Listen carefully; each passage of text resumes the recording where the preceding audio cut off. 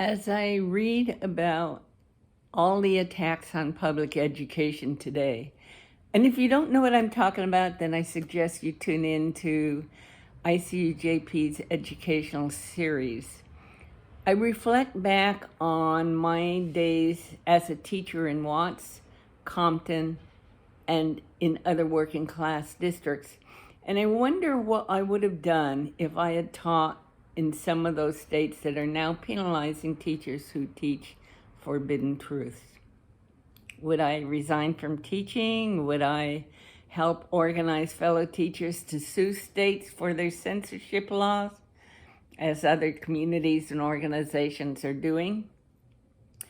Would I refuse to stop teaching truth and stand up to the consequences, as a number of teachers have pledged to do, using the consequences as tools to move the movement on?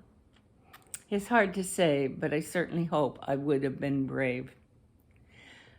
I retired in 2005, long before these current battles. These are simply my stories, but I hope they serve as a historical picture of public education during those times. I spent about 3 decades teaching in elementary schools, exploring ways to incorporate empowerment tools into the required curriculum with a variety of outcomes. I have hundreds of stories to share, but of course, there's never enough time. Let me start, though, by sharing a bit of the world of teachers, particularly those of us who choose to teach in inner city. At 96th Street School in Watts, my best friend there, Peggy, one day told me, "Carolfrances, I've started to work a second job at the post office." Knowing that she was raising 2 teenage children as a single parent, plus putting up with the ever-growing pressures on teachers to do more and more extra work, I asked, "Peggy, how can you do that?" She answered, "Carolfrances, I have no choice." Months later, she told me she was quitting her job at the post office. Knowing her finances were strained, I asked, "Peggy, how can you do that?" She answered, "Carolfrances, I have no choice." A couple years later, Peggy, this young woman, died of her second heart attack. She was one of my 3 colleagues at 96th Street to die of illnesses that their doctors attributed to stress. Years later, on a Friday at Ritter Elementary, teachers were talking about the stress they were feeling, and I said, "Well, at least we're not dying." And I told them about the 3 teachers we lost at 96th Street. Monday morning, I got to work and someone said, "Did you hear about Ivy?" Ivy, a young teacher and single parent of 3 daughters, had just survived a heart attack. I cannot begin to imagine the stress caused by the current laws, making teachers, as they say, tiptoe through the teaching of truth about racism, sexism, and such. But I certainly do understand why our nation is losing teachers to such an extent that the authorities are desperately calling on untrained teachers to fill vacancies. I felt the stress too, but besides my not having children at home to raise, I feel my involvement in the movement sustained me through it. Teaching and hoping the principal doesn't walk in at that moment is stressful, but it has its elements of thrills, especially when the children get it. I'll share a few of those with you. To begin with, let's say it makes a difference where I taught. For 1 year, I subbed in a few districts around the Whittier area, where I had spent my 4 undergraduate years. Though I was barely politicized myself back then, and in my most controversial lessons tended to be simply to ask students to express their views in essays and discussions on anything on their mind, and their answering was generally nothing more radical than opposition to dress codes. In spite of this, I was in so much trouble with Hacienda Heights La Puente School District that they eventually dropped me. I also taught in a couple Catholic schools with some great results, especially in one 6th grade class of 45 Latinos, mostly Latino students. In our religion textbook, the story of Moses trying to get Pharaoh to let his people go was followed by a photo of California farm workers at work, captioned, "Are there people today being used as a source of cheap labor?" So I felt free to talk about my volunteering on weekends with the farm worker boycott campaign. Then, when a group of us boycott volunteers visited the UFW headquarters and a woman there, when I asked where I could get copies of the photos of Cesar Chavez meeting with the Pope, and she responded by taking him down from her bulletin board and handing them to me, I felt there could be no objection to my putting them up on my classroom bulletin board with the caption, "The Pope and the People." The principal there did take me aside near the end of the year and told me, almost apologetically, that some of the white parents were unhappy that I spoke about the farm workers a lot. I answered that if my students kept asking questions about it, I would always answer. But I did wonder which parents, the parents of my 5 or so white students, had complained to her. Then, at our end of the year open house, the father of Kathy stood at the back of the room reading and rereading every paper on every bulletin board, waiting for the other parents to leave so that he could, rail against me for daring to speak about farm worker issues with a sweet little Irish American girl.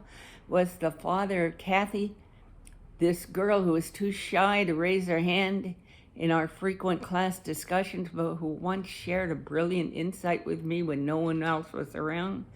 Was he the one who had complained to Sister? Finally, when the last other parent had left, he came over and thanked me profusely for all I had taught Kathy that year, and handed me not one, but 2 newspapers, one from the U.S. and one from Ireland, newspapers of the IRA. So much for holding back in fear of white parents. But then I discovered life south of the 10, spending 2.5 years substitute teaching in Compton and another 2.5 in Watts, followed by a couple decades in 2 Watts schools. I loved Compton, with radical murals on their school walls, ethnic studies materials reflecting the various ethnicities in each school. I felt like I had come home. Unfortunately, I couldn't make it through the year on my Compton income, so I switched to Watts, which, unlike Compton, is part of LAUSD, Los Angeles Unified School District. After subbing there 2.5 years, I was able to teach full-time. I taught all grades from kindergarten to 8th, but my favorite was 5th.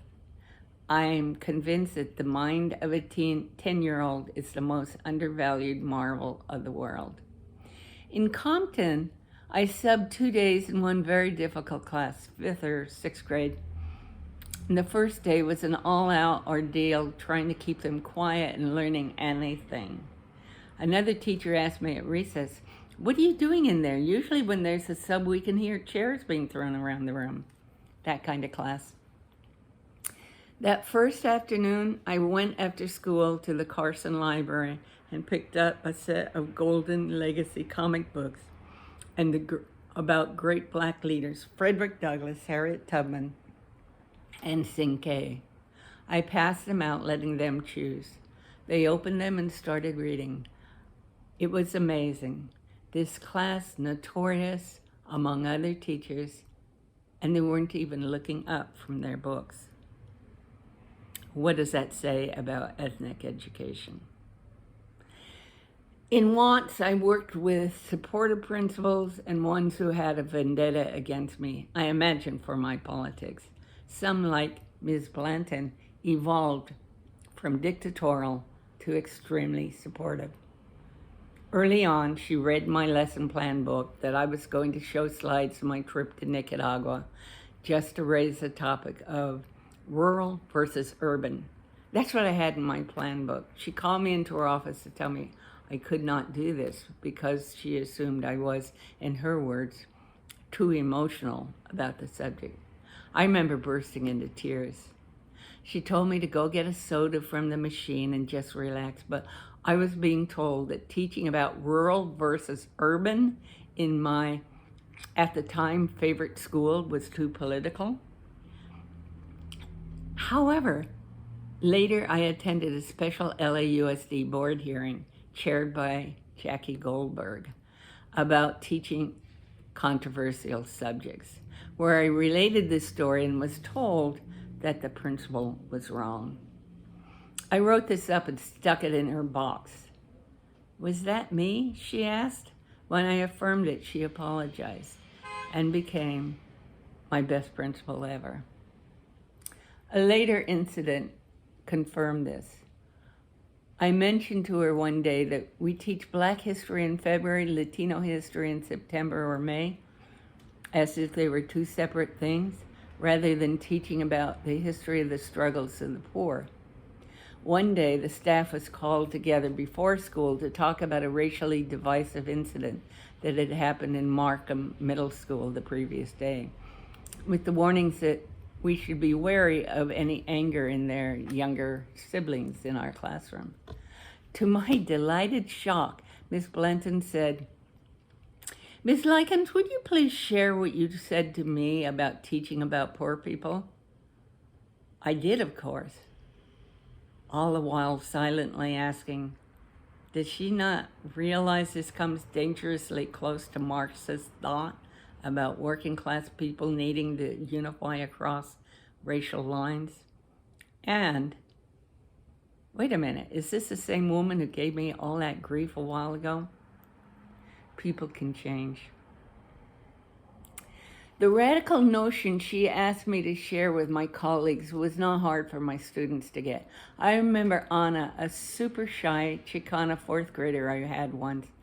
I think the only time she ever dared to raise her hand in class was to ask, quite baffled it seemed, "Miss Likins, we're always talking about Blacks fighting for Black rights and Mexicans fighting for Mexican rights.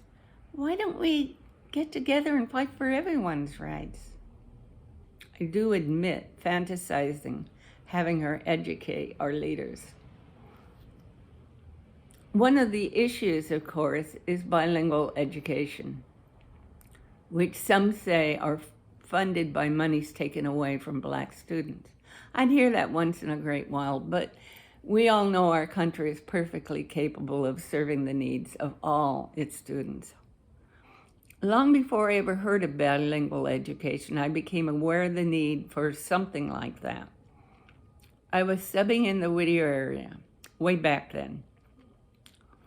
A Latino boy raised his hand after I gave the class his assignment and asked me if he could tell the boy next to him what I had just told him to read in their monolingual history books, because the other boy didn't understand English.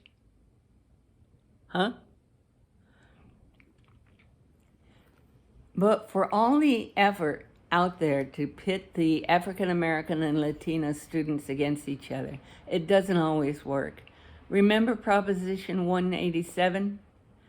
I explained to my fifth graders that if it passed, children of immigrants who don't have legal papers could be denied public services, and there was an outpouring of rage against it, all from my Black students. Then there was the year I had a very sensitive Chicana, Veronica, in my fifth grade class at Ritter. She'd get angry at African American students and shout at them, "You slave!" I would reprimand her, of course, averting a race war in my classroom. Well, one day I announced that there was a new district-wide 5th grade writing contest about some woman who affected your life. Veronica picked up the autobiography of Rosa Parks and had her attention fixed into it every time she had spare moments. In her essay, she wrote about how she'd get mad at black students and call them slaves, but she came to realize that Rosa Parks was not, quote, just fighting for blacks, but for Mexicans too, end of quote. Veronica changed with that reading, and her essay, out of 50-some-odd schools competing, won first place. And, by the way, the second place essay winner was another girl in my classroom. Let me share about a specific lesson I repeated in many 5th grade classes, starting from my subbing days, which meant that I could try it out again and again whenever I was assigned a 5th grade class and wanted to try it again, and continuously refine it. I'd divide the class into 4 groups heterogeneously, meaning that the students were distributed so that the ethnicity of each group matched that of the classroom. And the problem students and excelling students were also evenly divided among the 4 groups. They would rotate among 4 centers.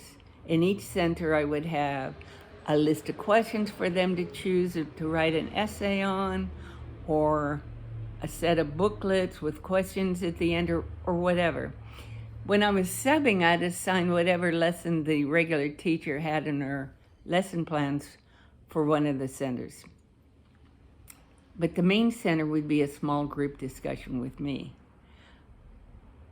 The reason for small groups is the students feel freer to speak up in them, and they wouldn't have to raise their hands. I'd ask a question and they'd share their ideas with each other. I would tell the class that under no condition may they interrupt my group during our time. If they needed help, they could ask another student. If someone was bothering them, they could get up and move away, but they couldn't come to me until we were rotating between centers. In one year, I had the essay questions in one center, a set of Black History children's photojournalism books in another, and a small library of picture books, including 500 years of Chicano history in pictures, and this one, Martin Luther King Jr. from Montgomery to Memphis.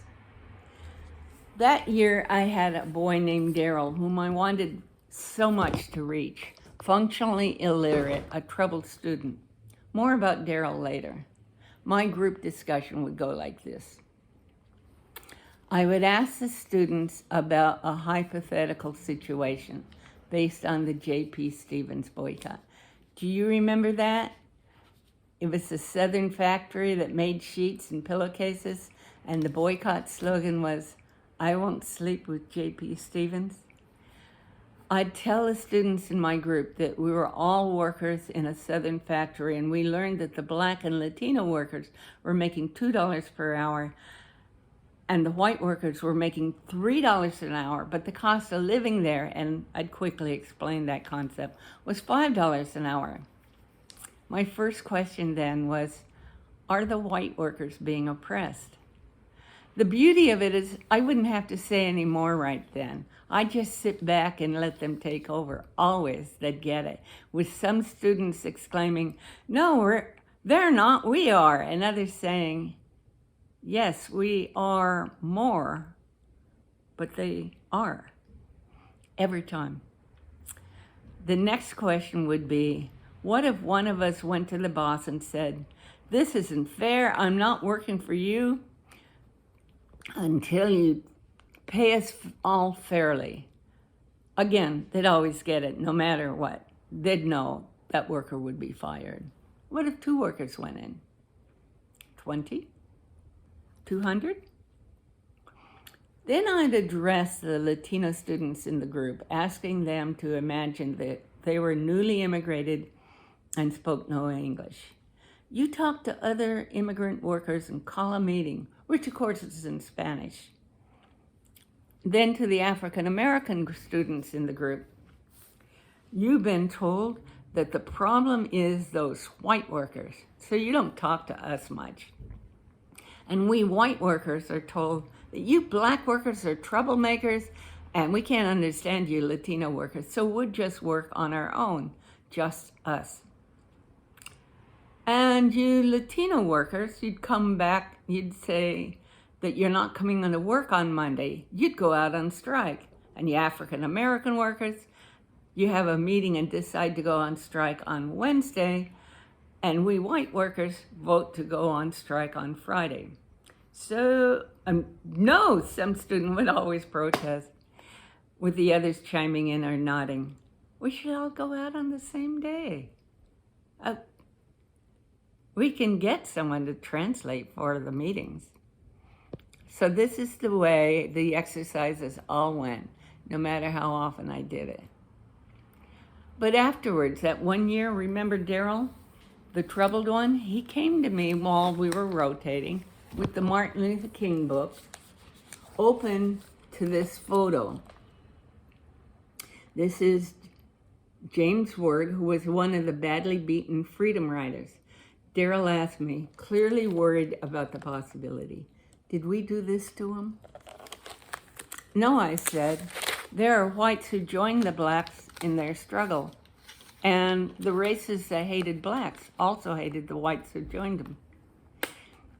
That day, after all four groups had rotated through the centers, I asked, as I always did, if anyone wanted to share anything they learned. Daryl's hand shot up and I called on him. I learned that not all white people were against us, that some of them had joined us. I don't know what else Daryl learned this year, but he got that. These and other such lessons came to a screeching halt when the government came up with a new plan for low-achieving schools. We were to teach reading from the beginning of the day to recess, writing from the recess until lunch, and then math and English as a second language until dismissal.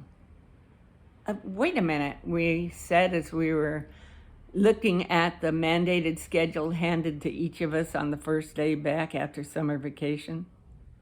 How about social studies, science, health, PE, art? And how about the most culturally enriching program the district had designed, the Proficiency in English program, which taught mainstream American English as a second language, all the while celebrating the beauty of the versions of English spoken in their homes? Nope, this was it. Reading, writing, and arithmetic, plus English as a second language were needed. And all reading and writing was mandated to come out of the scripted lessons from Open Court Teaching Manual. No deviations allowed. By the way, Open Court program with all its mandated workbooks and the textbook was a product of McGraw-Hill, a publishing company owned by a family whose friendship with the Bush family goes back generations. In an Open Court district-wide teachers training event, some teachers questioned the elimination of other vital subjects.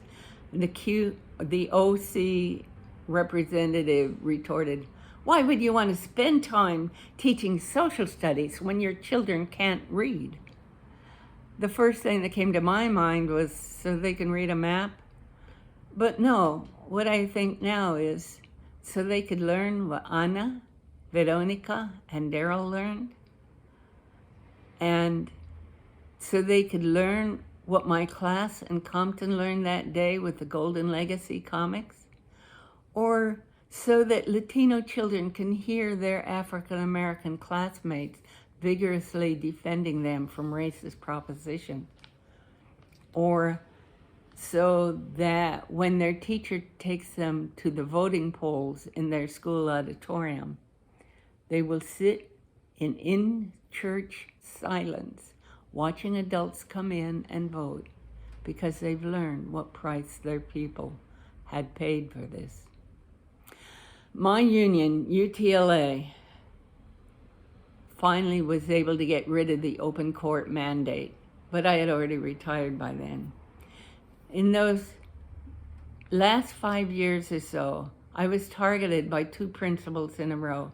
The reason being, I imagine, my politics. Neither the fact of my telling this first principal about Veronica and the other of my girls winning first and second prize in a district-wide essay contest, nor my telling her about my 3 of my students getting letters to the editors printed in the LA Times meant anything to her. She proceeded to write me up for anything she could. And my last principal followed up her vendetta just because she had started it and left it for him to complete. I first learned how seriously they were taking the no deviations from open court rule and how crippling the program was in its first couple years at my school, which happened to be during the reign of the principal who was so vindictive against me. Back then, all grades had the books from the program, but the teachers of the 4th and 5th grades would not be given the intensive training for their use until the lower grades had been in it for a couple of years. So the upper grade teachers were on our own, like we were used to being. Turned out, according to that principal, we were not. I had a regular every year project during that last week before the winter break, in which I would have my students write essays describing the gifts they would want to give if they had the power to give anything. To the homeless, to orphans, to lonely elders, to people who had a lot of anger, to endangered animals, or anyone else in need. I would photocopy their essays and then make them into books to give to somebody as a gift. And I'd always make a few extra on my own dime for my friends. Well, one year when I had a particularly troubled 5th grade classroom, my neighbor Esther, my adopted mom, told me, "Carolfrances, it makes me so angry when people say bad things about your children. Their stories showed what wonderful, caring people they are." So I made an additional 32 books, took them to class that first day after winter break, and asked my students, "What do you know people say about you?" "We're the worst class in the school," was what the first child I called on told me. I was shocked. I knew they probably were aware that they were a difficult class, but I wasn't expecting that response. So I told them what Esther said about their writing. And I asked them if they wanted to learn how to write essays disproving what people say, quoting from their writings or the writings of their classmates to prove a point, or if they'd rather just do the next lesson in their reading books. Of course, they picked the first choice. So I taught them how to state what people say about them, refute it, and then quote a line from their books, properly punctuated with commas and quotation marks, the line that they felt best illustrates their point. Since that day in Compton with the Golden Legacy books, I had never had a class working so universally, diligently, soundlessly on an assignment. I was delighted that when the principal came in, She was seeing all these notorious students quietly reading their books or writing their essay. However, at the end of the day, I was called into her office and was shocked to be reprimanded for not doing the open court lesson. With the principal that followed her, I was also constantly in trouble as he strove to complete her work to get rid of me. One day he popped in to read the students' work on the bulletin board, evaluating the depth of thinking I had assigned them, using an excellent guide called Bloom's taxonomy. This is a scale from 1 to 7, 1 being an assignment that asks a student simply to name facts given, like what color was Mary's dress, and 7 being a question that asks them to imagine a situation synthesizing 2 different realities together. What Ms. Washington, the other 3rd grade teacher, and I had came up with when we were collaborating to design a final paper for the reading unit was something like, imagine that the main character from one story wrote a letter to a child in the other, showing in your letter what each character cared about in the story that we read. So the principal came in, looked at the student work on my board, and gave me a 1. I challenged him on this, of course, and he suggested I go across the hall and check out the work on Miss Washington's board. That, of course, was his mistake.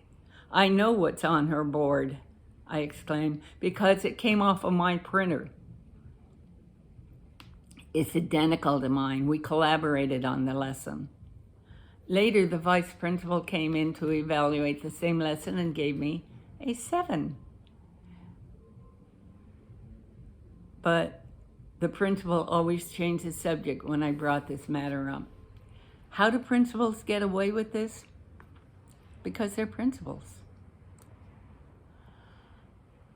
Because of the unsatisfactory designation I received from them, I was assigned a team of 3 retired teachers who came in and observed my teaching once a month and finally told me on their last visit, it's clear that you've been targeted and we don't think it's going to get any better. Have you considered early retirement? I hadn't, but I did. And I've never regretted it. But I was vindicated thanks to my union, which I wish I had gone to years earlier. They made the district withdraw my unsatisfactory rating, enabling me to substitute teach in the district if I ever want to.